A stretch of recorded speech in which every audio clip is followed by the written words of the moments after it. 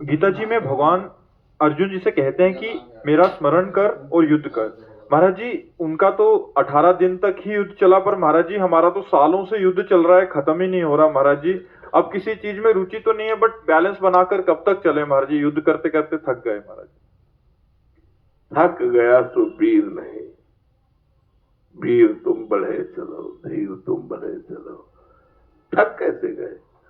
इस युद्ध में तो नवीन उत्साह होता है। कहीं त्रुटि है संभालो, नहीं, इस युद्ध में नवीन उत्साह होता है। इस युद्ध में परास्त होना नहीं आता।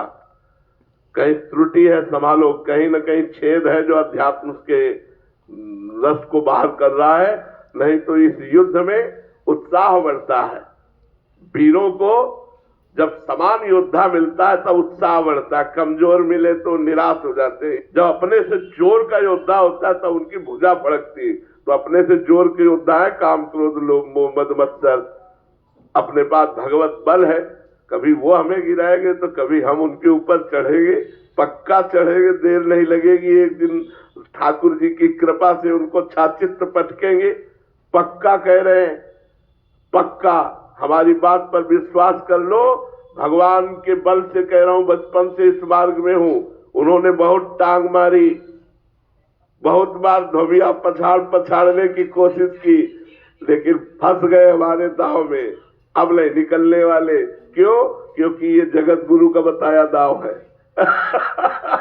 जगत गुरु भगवान का बताया दाव है। इसलिए हारना तो नहीं, निराश तो होना नहीं, उदास होना नहीं। इस मार्ग में नवीन उत्साह भगवान देते। नहीं, कई बार हमारे जीवन में अंधेरा छा गया, अब क्या होगा? ऐसा लगा कि कहां चारों तरफ अंधकार छाया हुआ है, पर फिर एक प्रकाश प्रकट हुआ और उसने रास्ता बताया। बचपन से लेकर भगवान का बताया हुआ ही मार्ग हम चल रहे हैं, वही जगत गुरु हमारे को चला रहे हैं।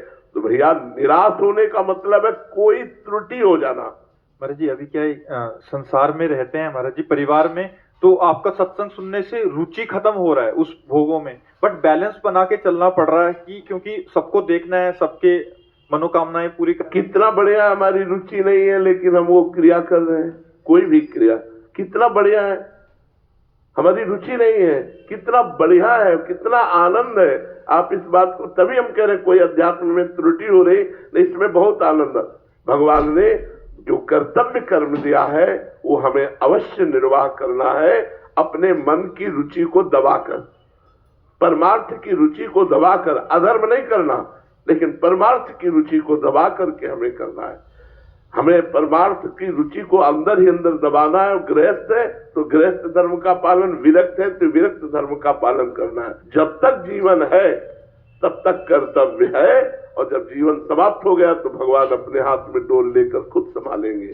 तो हमें ऐसे परिवार में चलना है कि हमारा जो कर्तव्य है, हम अपने कर्तव्य का पालन अपनी आध्यात्मिक रुचि को दबाकर। अरे जी, बहुत बड़ी बात है। आप प्रेरणा स्रोत है हमारी। सब ग्रस्त जो साधक हैं आपके, जो विरक्त साधक है, कि अपनी रुचि को दबा के संसार को देखते हुए, बैलेंस करते हुए भजन कर। बिल्कुल बिल्कुल, रुचि के अनुसार तो आप, भगवान साक्षी है। हमारी जो आंतरिक रुचि है उसे तो भगवान जानते हैं, दूसरा कौन जानता है। पर जो हमारे इष्ट की इच्छा है, प्रभु की इच्छा है, वो अवश्य होती है। ऐसे ही आपको करना है। आपको बात करने की इच्छा नहीं, लेकिन बात करना पड़ेगा। व्यवहार में ये नहीं दिखाना है कि मैं बड़ा अध्यात्मवान हूँ। व्यवहार में दिखाना है मैं आप जैसा ही साधारण आदमी हूँ। अंदर से असाधारण वृत्ति, एकांत हुआ कि पुनः भजन में डूब गए, व्यवहार में गए तो ऐसे सरल और साधारण बन के गए कि कोई खास बात नहीं, हमारे जैसे ही व्यक्ति है, ऐसा लगना चाहिए। तभी रामाय भजे थे चतुर नर, वो चतुर